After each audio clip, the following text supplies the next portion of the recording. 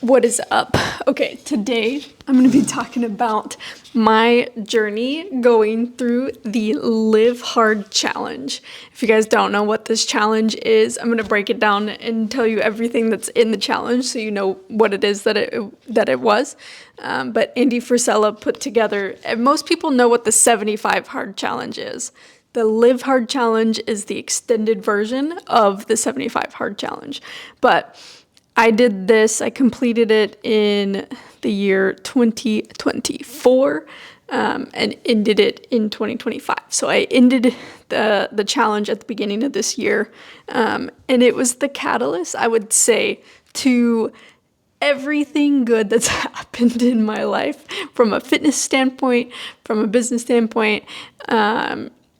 It's just been one of those mental toughness challenges that I think if you can do it, which I know you can, it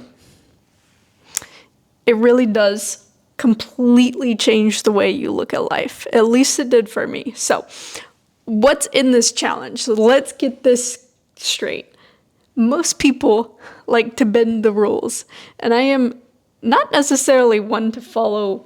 I'm not like this major rule follower, but when it comes to challenges, I take things very, very black and white. And this is one of the most black and white challenges. You either do it or you don't do it. You either complete it or you don't complete it. Some people like to do like the 75 soft, or they take out one of the rules, or they take out one of the pieces and the elements to the challenge. No. In this challenge, the whole point of this is to be inconvenient, is to be tough, is to be a nuisance to your day-to-day life. Because if you can actually learn the skill sets required to overcome and adapt, you become a better human. And I believe that this challenge really does do that for you if you actually take hold of what it is that the challenge is. So there's a few phases in this challenge, and I'm going to read it to you because it is actually a lot of different pieces to it. But the importance of this challenge, it wasn't necessarily a fitness challenge. While it does have a fitness component to it, you have 2 workouts every single day. One workout must be outside, and one workout can be your choice inside or outside. 45-minute workout. No ands, ifs, or buts. You got to do it. It doesn't matter how you get it done. The whole point of this challenge is to follow directions and literally just do what you say you're going to do long after the feeling has gone away from doing the thing. And I believe that this one skill, and I'm going to call it a skill because it is a skill to stick to the thing that you commit to long after the feeling has faded, long after the motivation, the excitement, the enthusiasm has gone away. It is a skill set to be able to stick to it. So in the Live Hard program, this is a year-long transformational mental toughness program. Think of it like the Ironman for your brain. If you need a kickstart in the freaking ass to like get something done, and you've been like, oh, like your body, you literally just don't trust yourself. I promise you, if you do this challenge, you will learn to trust yourself beyond a shadow of a doubt. So when you say you'll do something, you'll actually do it, and your brain remembers that you stick to your word. This challenge will get you there. So if that's your motivation in 2026 or coming up to do something important for yourself, this is a great challenge, but let's get to it. So in this challenge, there's the 4 stages of the Live Hard Challenge. The 4 stages must be completed over the course of a year's time. No longer, no shorter. You must complete each stage with 0 compromises and 0 substitutes. Anything else is just you cheating yourself. So the Live Hard Challenge phase, Live Hard stage 1 is the 75 Hard Challenge. This is the first stage of the Live Hard program, It's, what is it? Every single day, you have drink a gallon of water, read 10 pages of a nonfiction self-development focused book, complete 2 45-minute workouts. One must be outdoors, and they must be 45 minutes. It doesn't matter if the weather's bad, it doesn't matter whatever the circumstances are, even if they're not ideal, you got to do one outside, and one inside, or one wherever else. Obviously be smart, don't be stupid, don't do it in a tornado. We know these things. You guys get the point. Follow a diet, meaning no alcohol or cheat meals. We all know what foods are considered healthy. Don't cheat yourself. I recommend a diet that follows in line with your fitness goals.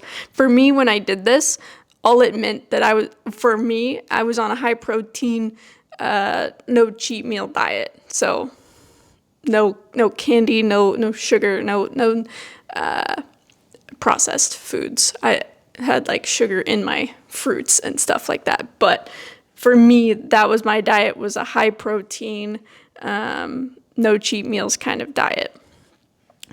For me, and obviously no alcohol and cheat meals, all that. And each day you had to take a progress picture. So, and I did this all inside of the Live Hard app that you get. So it was really easy to actually keep track of. So that was the first 75 days. Then you get to phase.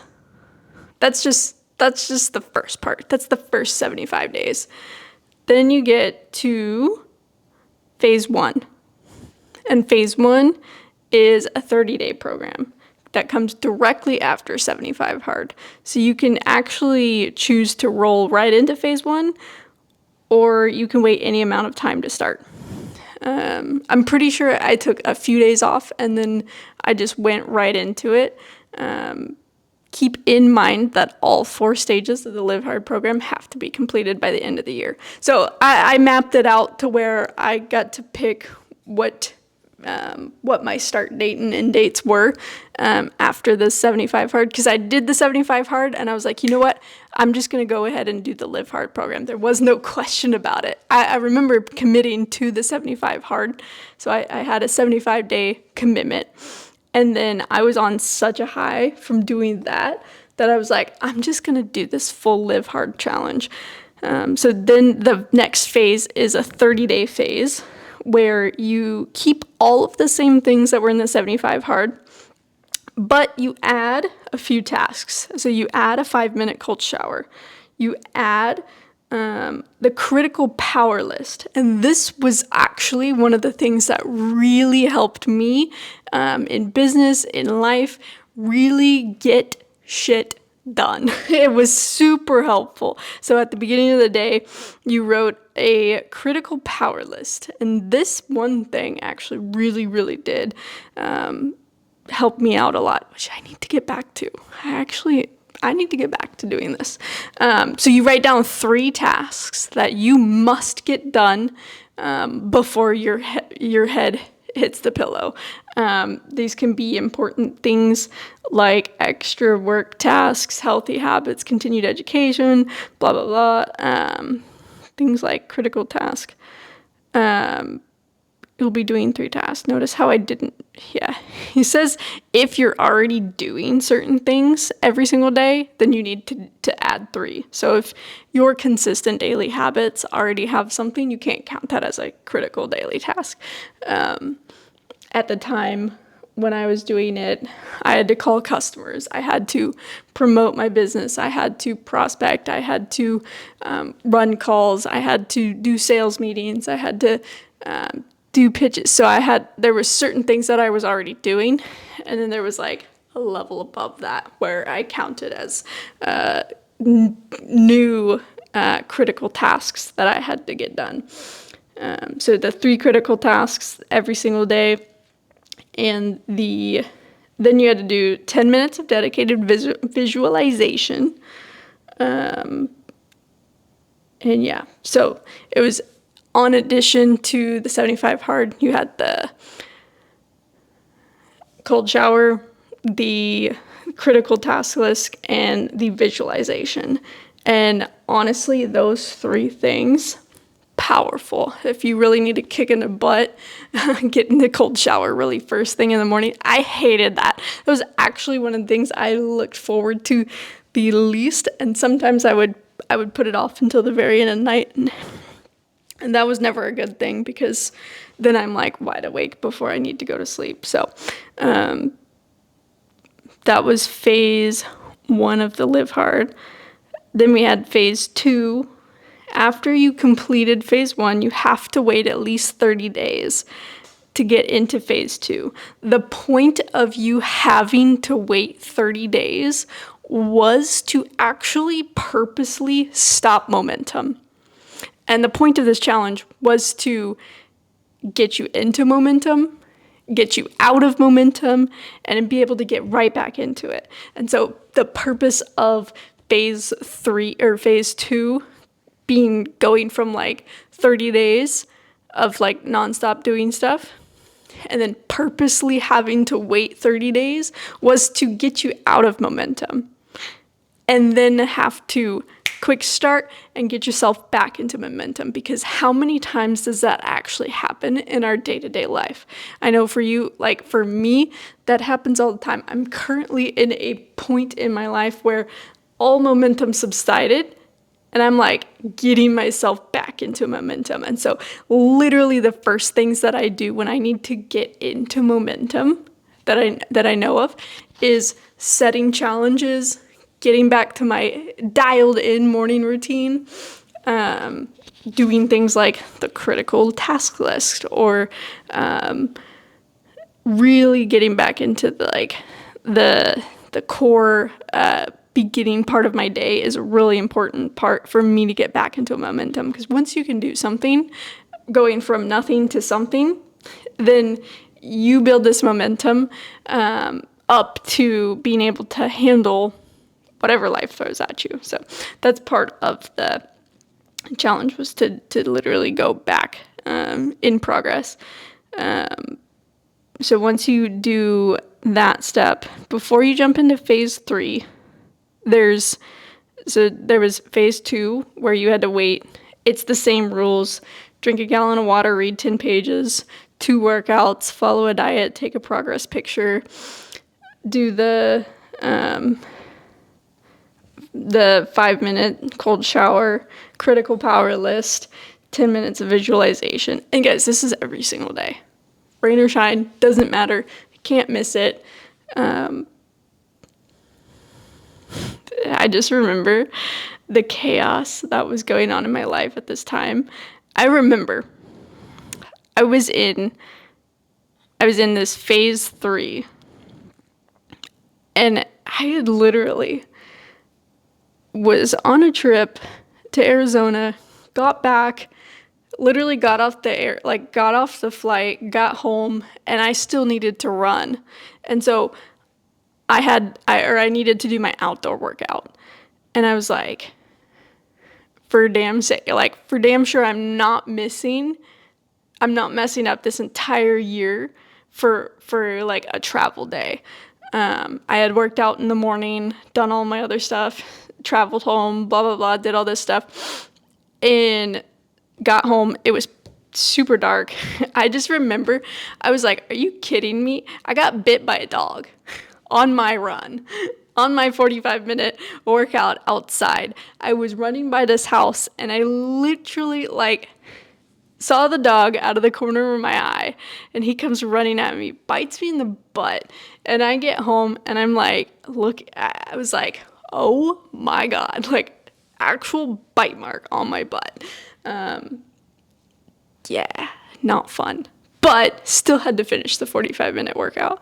So, mind you, in this 1 week, specifically, that 1 week, I had gotten back, got bit by a dog, got in a car accident, and got sick all in 1 week, and I still completed the challenge. And I just I want to impart on you guys the fact that when your mind is so determined on the things that it is that you want to accomplish, you will bend reality to make stuff happen.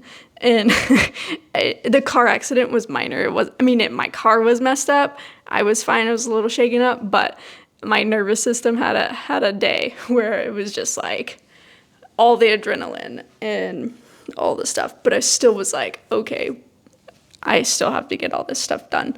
And I just remember being super proud of the process and being able to literally, while I was going through that, I was like, you know what?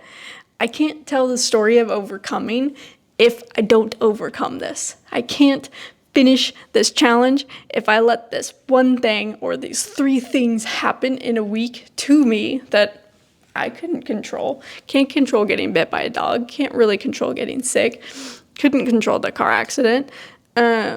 All these things happened to me. And I just remember being like, at the end of the week, I was like, if all of that can happen to me and I can still get over it and I can still do this challenge, I've got it. I can prove to myself that I can stick to my commitments. I can stick to my word.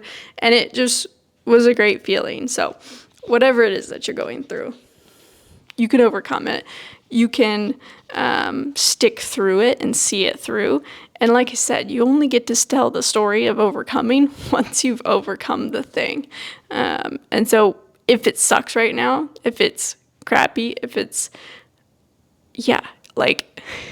trust me when I say that feeling of being so proud of yourself that nobody else can take it away. That feeling of you being so proud of yourself after the fact of going through something hard, going through something that maybe you shouldn't have gone through, or like that it's not fair. Like it's literally not a fair situation. There's something to be said for that feeling. And if you know what I'm talking about, props to you. Like, I'm super proud of you for sticking it out, going through whatever the challenge was and overcoming it, because there is that certain feeling that only you know once you've overcome something.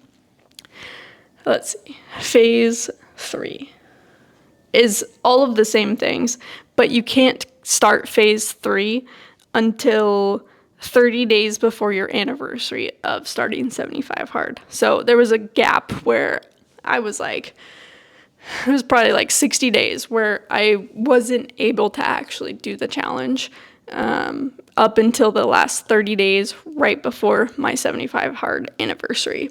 And I finished the 75 Hard challenge pretty sure I'm getting my dates mixed up, but I think it was February, March. It was the end of March 2025. And I remember that last phase being so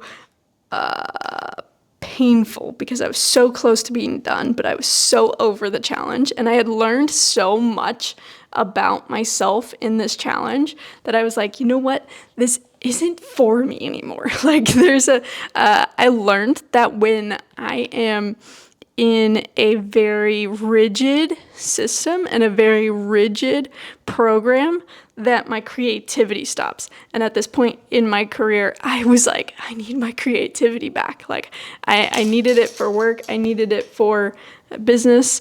And because all my energy was focused on making sure that everything was good for the challenge and everything was done for the challenge, that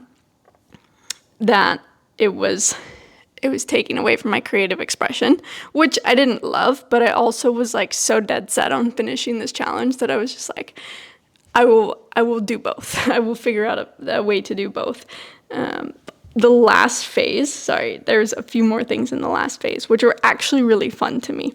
The last phase 3 of the Live Hard program, was all of the things that are in 75 Hard plus the other tasks.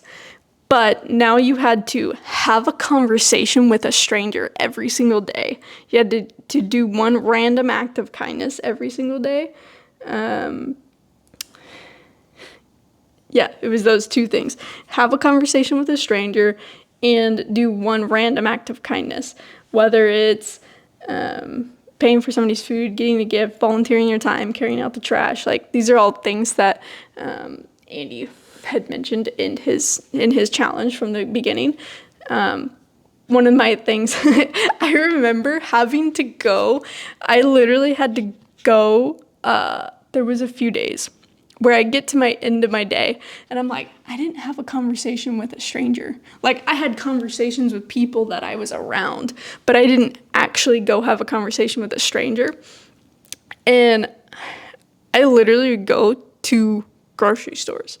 I would go to the grocery store, or I would literally go back to the gym because that was an easier place to meet people, was the gym, the sauna, in the actual gym was where I met most of the strangers, and I got to know pretty much everybody at my gym during that season. It was actually really fun, and I still to this day have some friends on Instagram that I met during that phase where I had to communicate with a stranger every day. And my qualifications for actually communicating with a stranger were a little bit more than what it says a greeting is not a conversation. The conversation should go deeper than surface level. So my actual metrics for myself when it was coming to having a conversation with a stranger was, did I get their name? Did we have a further conversation than what it is? Who are you? What do you do? Did we actually have a real genuine conversation? And my goal was to get an Instagram or a YouTube subscribe, something from it. Did that happen every single time? No. It happened a lot. I did get a lot of Instagram followers from that process. And honestly, it was really fun, meeting strangers every single day. I just remember having to go out and forcibly try to meet strangers in random places that were close to my house, or go to a coffee shop late at night. I'm fairly confident I went to a grocery store because I was like, nothing else is open and I need to talk to a stranger. And so you get really creative when you have to actually finish the challenge. And the random act of kindness were really fun for me. It really got me into my creative juices because I didn't necessarily I didn't want to pay for somebody's food every single day.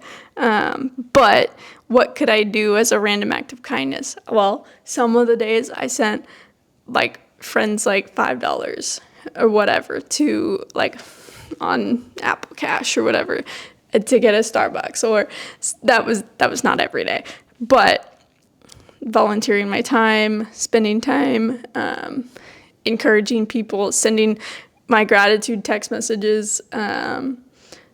You get really creative when you got to do it every single day. So I really love that aspect, and it really does. If you're in a spot in life where everything just seems hard, I promise you, if you implement the random act of kindness for 30 days, you'll watch your demeanor change. You'll watch your energy just completely shift because you're not focused on you anymore. You're focused on what can you do for other people.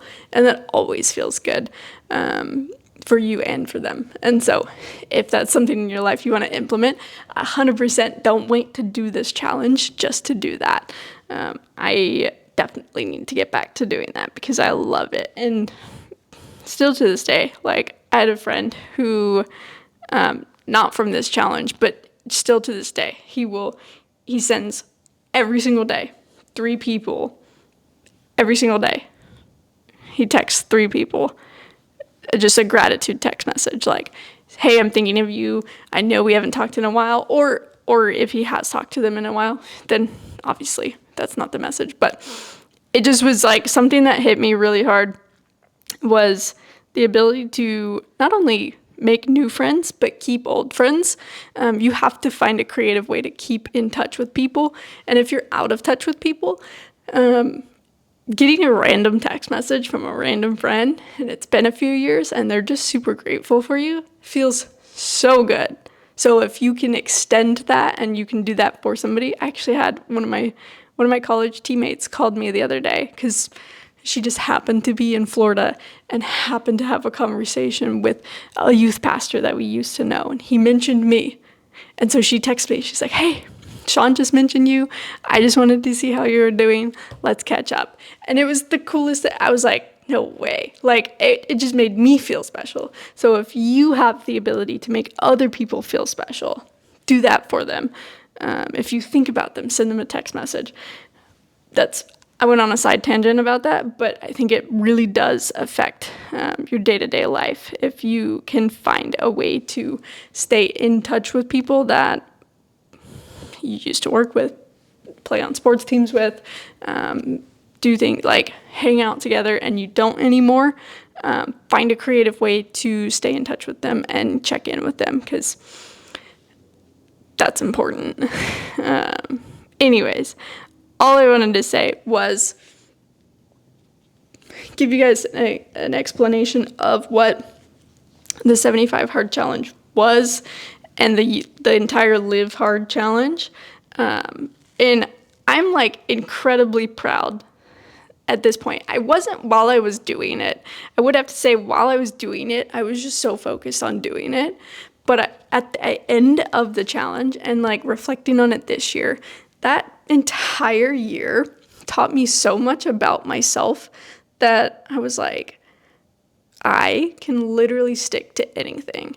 If I put the decision, if I make the decision and I put it in front of myself, I can do literally anything, because this challenge was hard. It was not fun. It was inconvenient. It was seemingly sometimes pointless.